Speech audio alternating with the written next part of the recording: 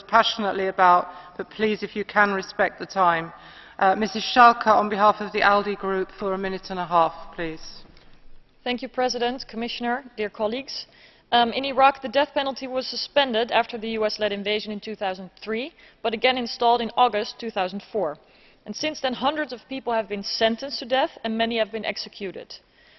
Bringing perpetrators of human rights violations to justice is crucial for a stable future in any country, also in Iraq.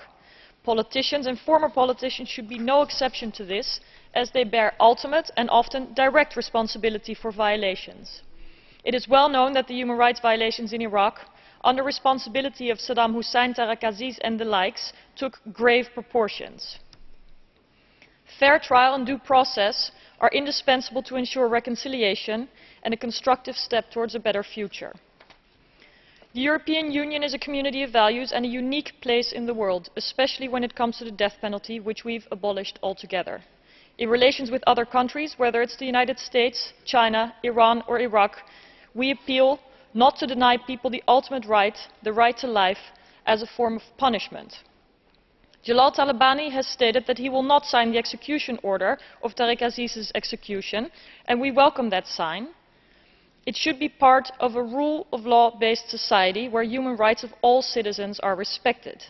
And the EU is ready to help the Iraqi government develop that direction, and we will see to just accountability of human rights perpetrators. The stability of Iraq is fragile and it may well be disturbed by state-endorsed executions. Signing and ratifying the second optional protocol to the International Covenant on Civil and Political Rights, as well as Protocol 13M to the Convention of Human Rights and Fundamental Freedoms, would help solidify Iraq's stance against human rights violations and would be a welcome step towards inclusion in the international community. Thank you. The next speaker on my list is Mr. Cowell, but unless I am mistaken, he is not in the chamber. That being the case, we will pass to Mrs. Vergiat on behalf of the GUE Group for 2 minutes, please. Merci, Madame la Présidente.